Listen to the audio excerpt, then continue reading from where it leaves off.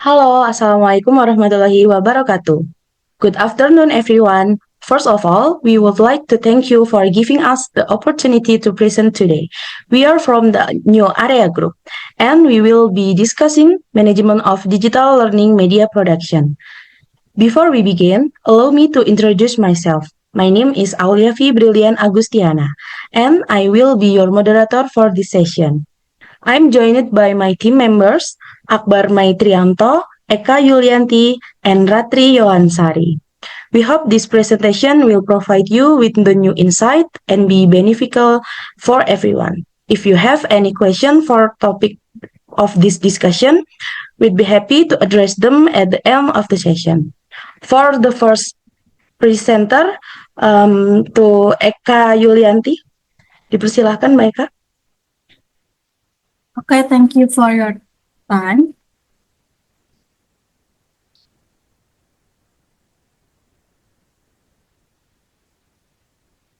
Media Digital Production Learning Fisheries Education.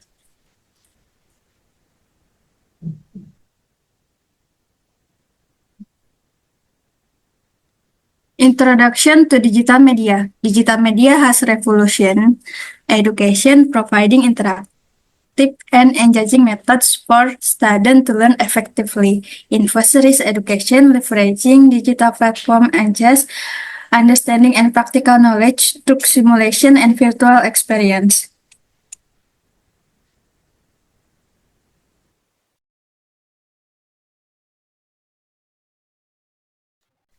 Importance of digital media in education.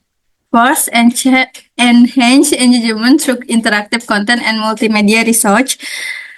Second, facilitates personalized learning experience catering to different learning styles. Third, increase accessibility, allowing students to learn anytime and anywhere. And the last, provide real-time feedback, helping students monitor their progress effectively.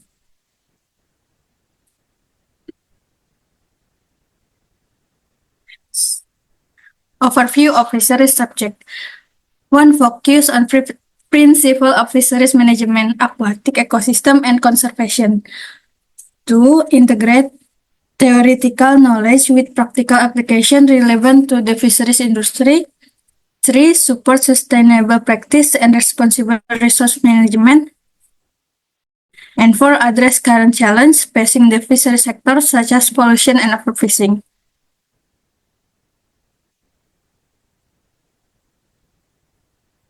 Goals in this digital media. 1. To demonstrate the role of digital media enhancing fisheries education.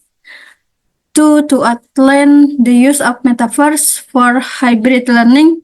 3. To present a Turing's new area system for effective assessment. And the last, to illustrate the collaborative roles of team members in project implementation.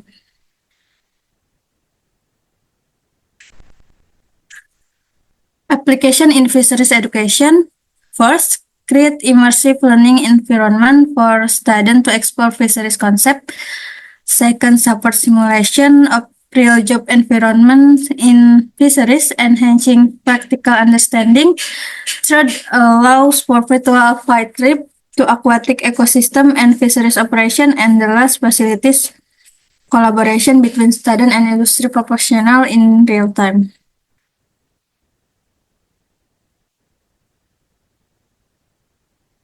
Miro, Project Management Application. Miro is an online collaborative whiteboard platform. It supports visual project management with tools for brainstorming and planning.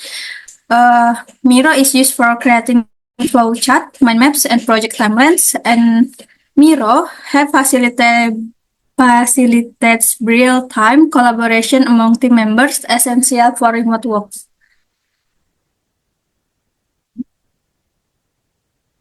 Okay, that's all. Thank you. Oke, terima kasih Mbak Eka. Untuk selanjutnya, topik 2 akan disampaikan oleh Mas Akbar. Dipersilahkan Mas Akbar. Baik, terima kasih. Sebelumnya kami akan melakukan share screen dulu ya.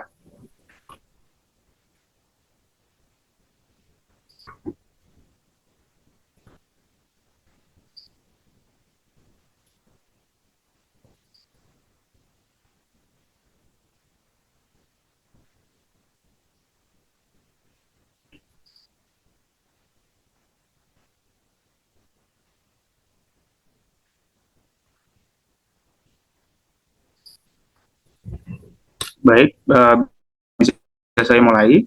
Nah, di sini saya pada topik 2 MPMPD ini akan menjelaskan keuntungan dan tantangan menggunakan media pembelajaran digital, tentunya diterapkan pada jurusan agribisnis perikanan di SMK, seperti itu ya.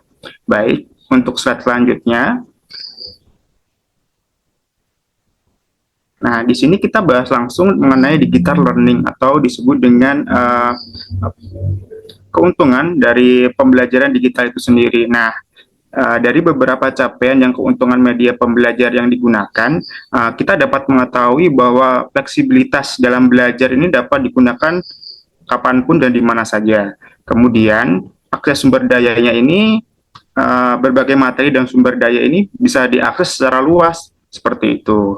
Nah, selanjutnya, agak ke atas dikit, mohon agak nah, yang terakhir adalah personalisasi teknologi yang memungkinkan penyesuaian materi dengan kebutuhan individu. Nah, ini kan kita pada jurusan perikanan dan SMK nih. Nah, kita kaitkan nanti lebih mudah mengkaitkan pada dunia kerja atau di lapangan kerja yang bisa berhubungan langsung dengan media pembelajaran saat ini yang diterapkan.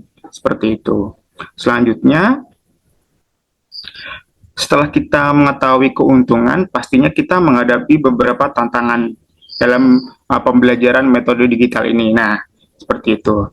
Tantangannya, menurut saya, ini adalah akses dari teknologi ini yang belum merata, seperti itu. Terutama pada SMK atau fasilitas SMK yang memiliki keterkurangan, contohnya di beberapa daerah terpencil dan terpelosok di daerah tertentu, seperti itu. Kemudian adalah keterampilan digital dari guru dan murid itu belum merata seperti itu, sehingga diperlukan pelatihan untuk meningkatkan hal tersebut. Kemudian yang terakhir adalah kurangnya interaksi sosial. Apabila kita sudah sangat sering menggunakan media digital, otomatis kita secara sosial kita akan merasa tertutup seperti itu ya, karena kita terlalu asik dengan media digital dalam pembelajaran seperti itu. Nah, mungkin dua poin itu saja yang dapat saya sampaikan, keuntungan dan tantangan seperti itu, terutama kita dalam dunia jurusan perikanan seperti itu. Saya kembalikan ke moderator. Terima kasih. Baik, terima kasih Mas Akbar. Penjelasannya sangat jelas ya untuk kita ketahui bersama.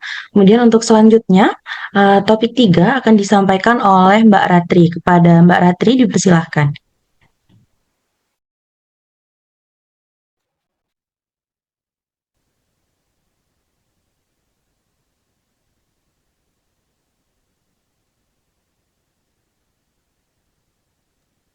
Baik, terima kasih. Saya akan mempresentasikan mata kuliah Manajemen Produksi Media Pembelajaran Digital, topik 3, tentang Reflective Individual Worksheet, subtitle Class Discussion Question.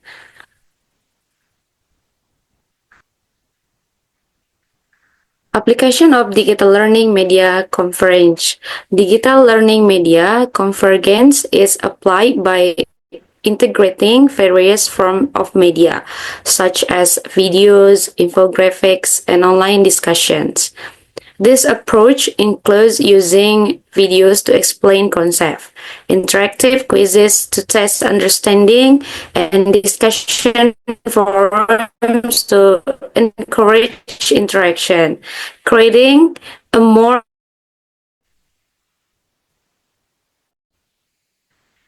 and then digital skill supporting poses to support the use of digital learning media include.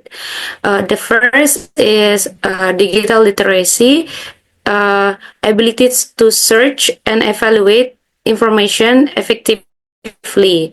And the second one is communication skill, is able to communicate through various media. And the third is technological skills, for proficiency in using platforms like Google Classroom and Zoom. And the fourth one, creativity, is capable of creating engaging content such as educational videos and infographics. And then Importance of digital media convergence for education in Indonesia. Digital media convergence is crucial for education in Indonesia as it enhances the quality and accessibility of learning. By integrating various media forms, material become more engaging and easier to understand, increasing student motivation. Additionally, it allows students in remote areas to access diverse learning resources, reducing educational gaps. Overall, digital media convergence contributes to more inclusive and effective learning across the country. And then, student worksheet or participation assessment. Step 1 is planning and discussion. There are identify specific learning object, choose appropriate medias like videos, infographic, interactive platform like Google Classroom or Zoom. And the third one, allocate tasks among group members for video creation, infographic, and quiz preparation. The fourth one, develop integrate content. The fifth, conduct the learning session with active participation. And then facilitate discussion on challenges in agribusiness. And the last one is evaluate effectiveness and gather feedback from students. And then there are strategies for overcoming challenges. Strategies to address challenges in digital learning implementation, like ensure all students have access to technology, conduct training enhances technology skills, establish clear rules to minimize distraction, review content to ensure quality, and then these steps help minimize challenges in digital learning, enhancing the effectiveness of teaching process. And there are also evaluating project for evaluating project success, like a project evaluation include there are assessing learning outcome through quizzes, collecting student feedback, analyzing student engagement during learning seasons, and then there are also conducting group reflection post-project. And the last one is these steps provide valuable insight into students' understanding and improve future learning implementation. And for the conclusion is effective implementation of digital learning media convergence can significantly enhance educational experience, and then could be also continuous evaluation and adaptation are essential for future improvement. Baik, begitu dari presentasi saya dari topik 3, saya kembalikan ke moderator. Baik, terima kasih Mbak Ratri atas presentasinya. Untuk selanjutnya, topik 4 dan topik 5 akan saya presentasikan. Mungkin bisa dibantu Mbak Ratri untuk share screen.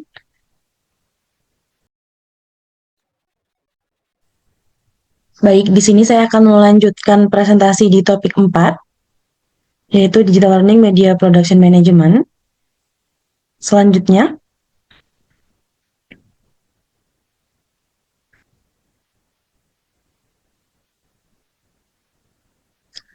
experience using digital learning media.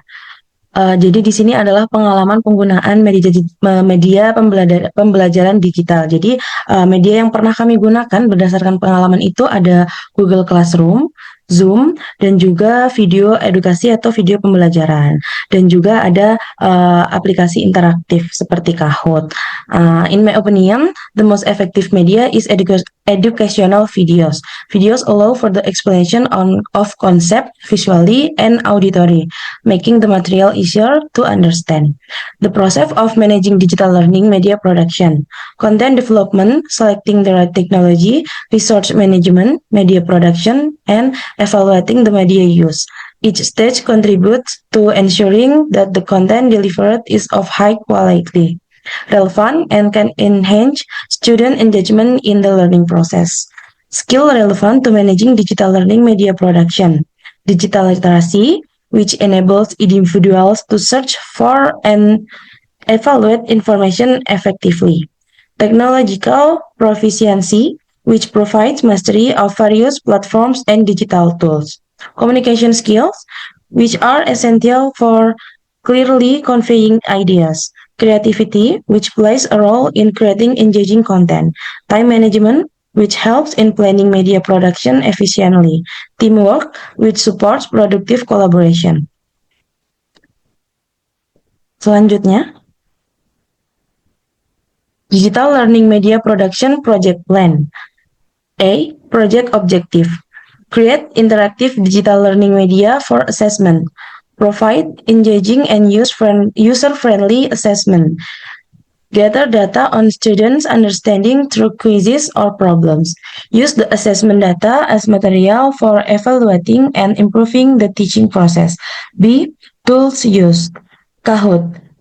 Platform to create interactive quizzes with gamification features that can be accessed online. Educandy, a tool to create fun learning activities like word games, multiple choice, question, and puzzles. Production steps. 1. Determine learning material. Select the topic or core competency to be assessed, aligning with the curriculum and assessment needs. 2. Design quizzes in Kahoot. Create questions relevant to the chosen topic using Kahoot's quiz feature, including various question types like multiple choice, true or false, or timed question. Arrange the question from easy to challenging level to gradually measure students' understanding. 3. Create activities and Educandy. Design diverse activities such as matching pairs, anagrams, or quiz games to add variety to the assessment. Use Educandy to create engaging and accessible texts that challenge students in a fun way. 4. Media testing.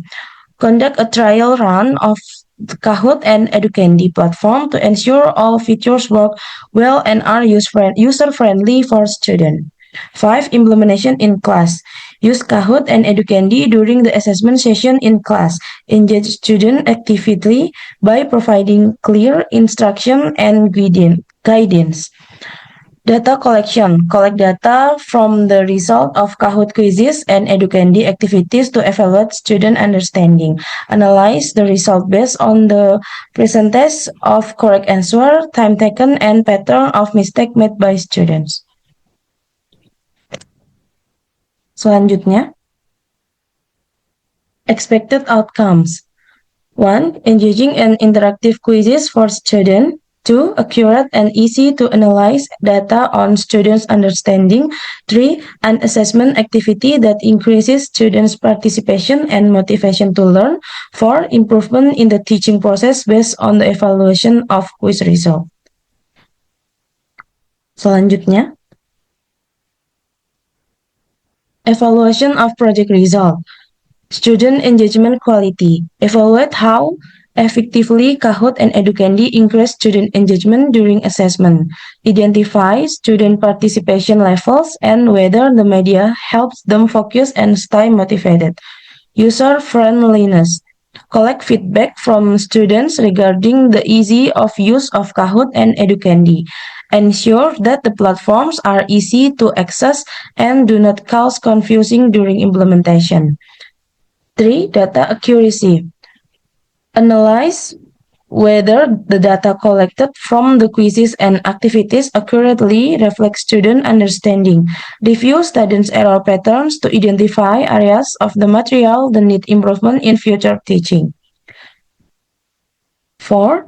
Effectiveness of quizzes and evaluation tools. Compare the quiz result with other evaluation methods to ensure the digital quizzes are reliable assessment tools. Use the analysis to determine if improvements are needed in the question design or the platform used. Selanjutnya, demikian untuk topik keempat. Di sini saya akan langsung melanjutkan di topik ketiga, yaitu Utilizing Multimedia Elements in Digital Learning. Introduction.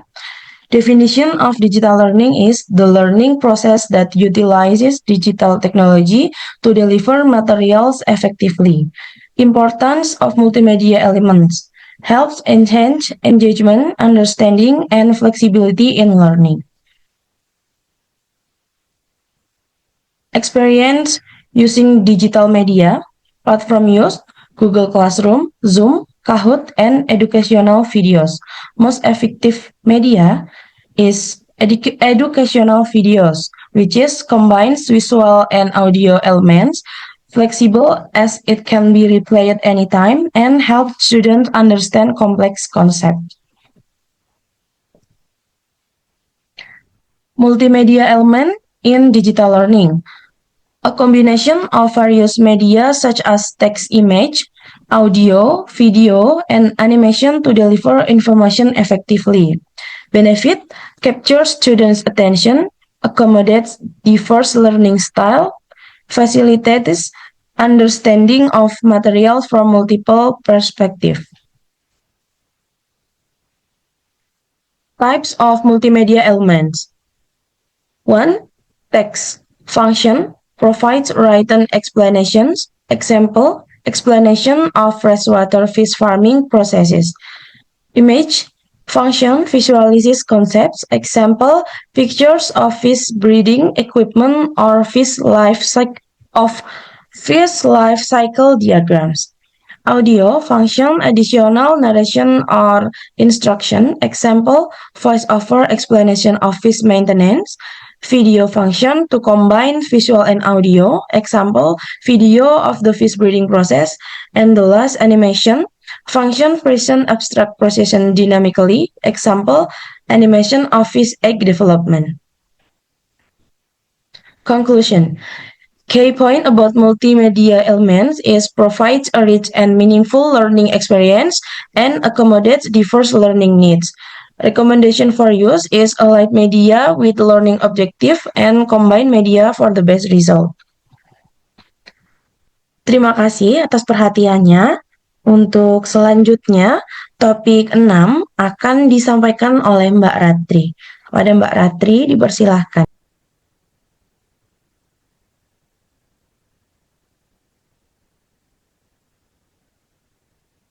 Baik, saya akan menjelaskan tentang multimedia storytelling dalam pembelajaran digital.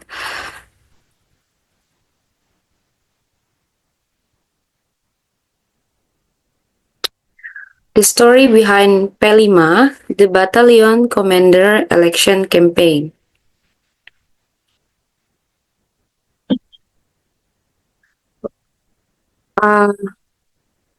One, to help students to understand the process of election campaign. The second is to integrate digital storytelling skills with democratics impact the other people. And the last one, to enhance students' ability to design interactive election campaign.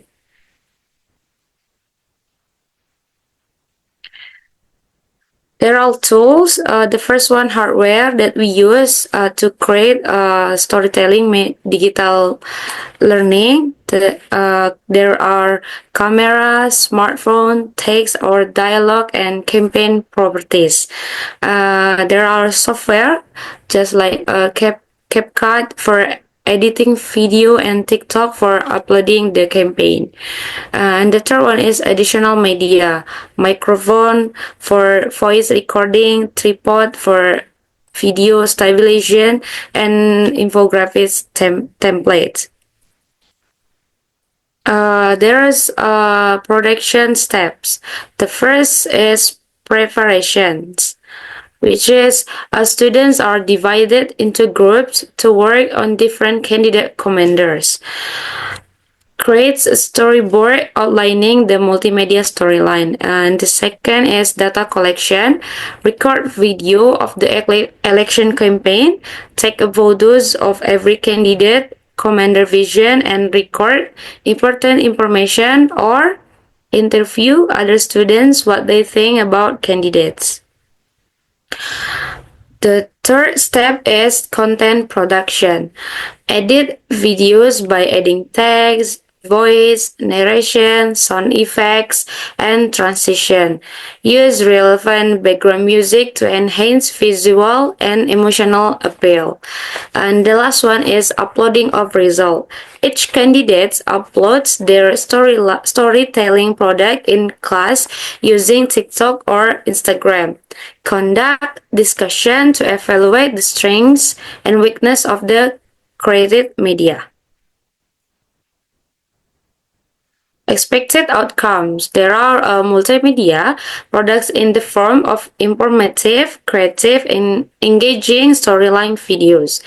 A deeper understanding among students about election commander campaign. And the last one is improve their digital skill in multimedia processing. There is also advantage of storytelling media.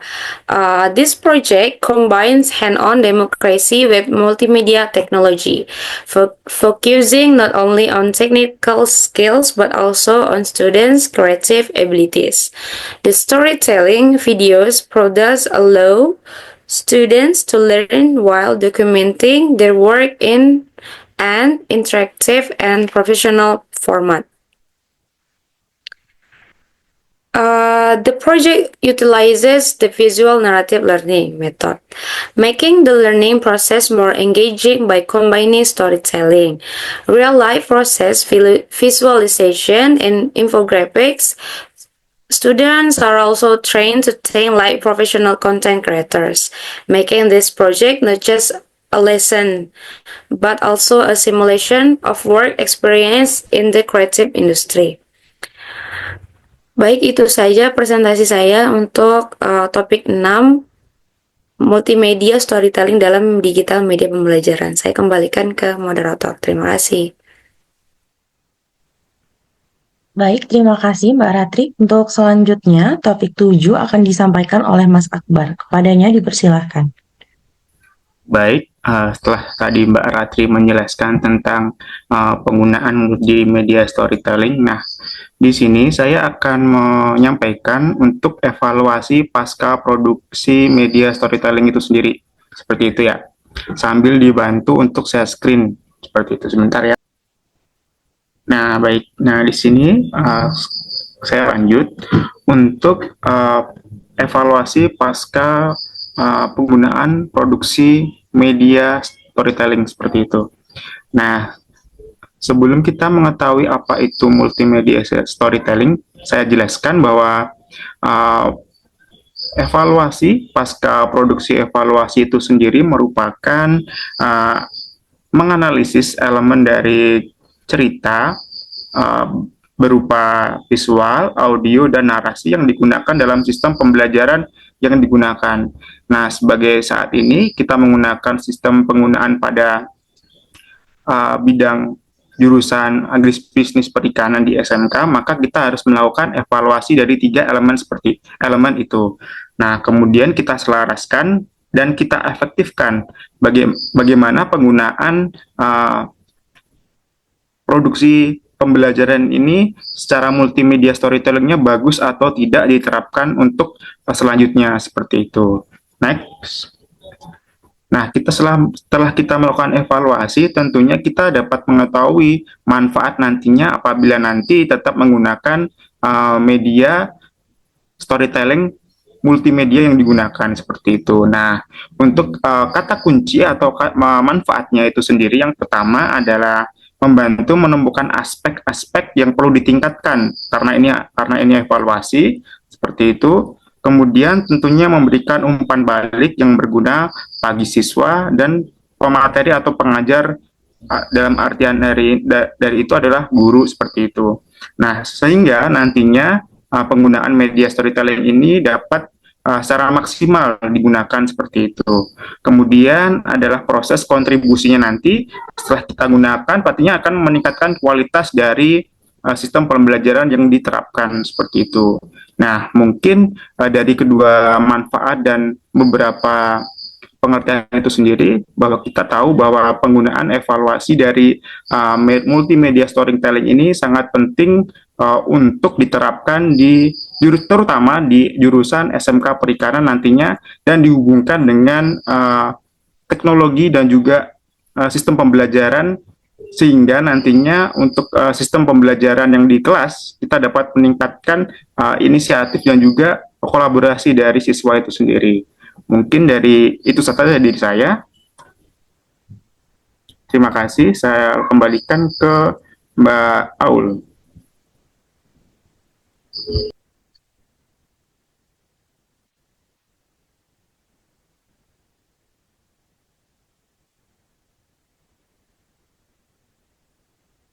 Baik, terima kasih Mas Akbar. Saat ini kita memasuki presentasi sesi terakhir, yaitu topik 8, yang akan disampaikan oleh Mbak Eka. Kepadanya dipersilahkan.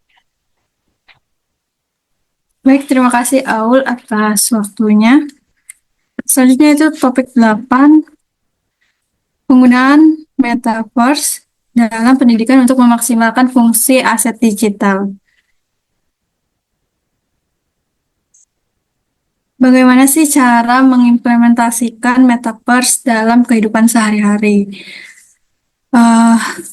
Kita dapat melakukan beberapa cara sebagai berikut. Yang pertama adalah menghadiri kelas virtual, bisa menggunakan platform seperti Mozilla Hub atau VR Chat untuk mengikuti pelajaran dalam ruang kelas virtual 3G. Selanjutnya itu eksplorasi konten interaktif menggunakan simulasi berbasis VR untuk mempelajari topik tertentu. Yang ketiga yaitu kolaborasi proyek kelompok dengan bekerja sama dalam proyek digital menggunakan platform seperti Roblox Education atau Minecraft Education untuk membuat model yang berkaitan dengan materi pelajaran.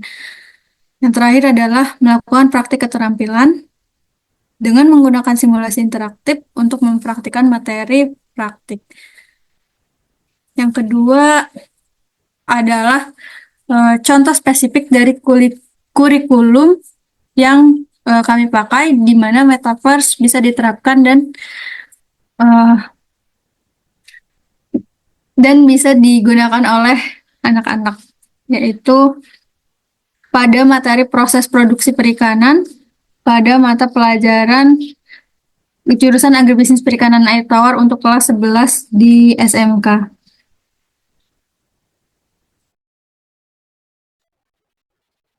Nah, implementasi dari metaverse-nya yaitu dalam pembelajaran proses produksi perikanan, metaverse dapat dimanfaatkan untuk menciptakan laboratorium virtual atau simulasi kolam budidaya ikan menggunakan platform seperti Lobster atau Google Expedition. Cara yang dapat dilakukan yaitu yang pertama, melakukan simulasi persiapan kolam, seperti membersihkan kolam dan memastikan kualitas air yang ideal. Yang kedua, mempraktikkan cara menyebar benih ikan secara virtual sesuai jumlah yang direkomendasikan. Yang ketiga, mengontrol pemberian pakan ikan dengan jumlah yang tepat dan memantau pertumbuhan ikan melalui grafik interaktif.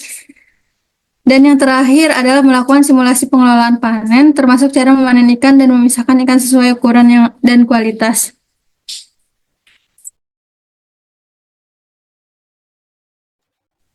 Apakah hal ini efektif? Tentu saja. Mengapa demikian? Karena yang pertama, alasan pertama adalah kontekstual dan praktis. Pembelajaran berbasis pengalaman melalui simulasi memungkinkan siswa memahami tahapan produksi ikan tanpa harus menggunakan kolam fisik. Yang kedua, ramah sumber daya, mengurangi penggunaan peralatan fisik dan biaya operasional sehingga pembelajaran lebih hemat dan aman. Yang ketiga, kolaboratif. Siswa dapat bekerja sama dalam tim secara virtual untuk memecahkan masalah produksi. Ya, dan yang terakhir adalah fleksibel dan repetitif. Simulasi dapat diulang kapan saja, sehingga siswa dapat belajar sesuai kecepatan masing-masing selaras dengan prinsip kurikulum merdeka. Dengan penerapan ini, siswa tidak hanya memahami teori, tetapi juga mendapatkan keterampilan praktis melalui pengalaman langsung dalam lingkungan virtual yang mendukung kesiapan mereka di dunia kerja. Demikian yang bisa saya sampaikan. Saya kembalikan ke moderator. Terima kasih Mbak Eka untuk presentasi penutupnya, itu topik 8. Alhamdulillahirabbil alamin, akhirnya kami sudah sampai di ujung sesi. Jadi mungkin kita boleh berfoto bersama dulu.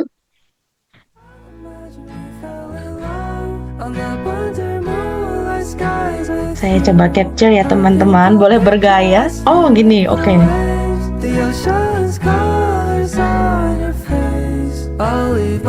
Sekali lagi. Gimana? Hebat aja. Oke, terima kasih teman-teman sekalian. Kemudian kami sampaikan terima kasih juga kepada teman-teman yang sudah mengikuti presentasi kami.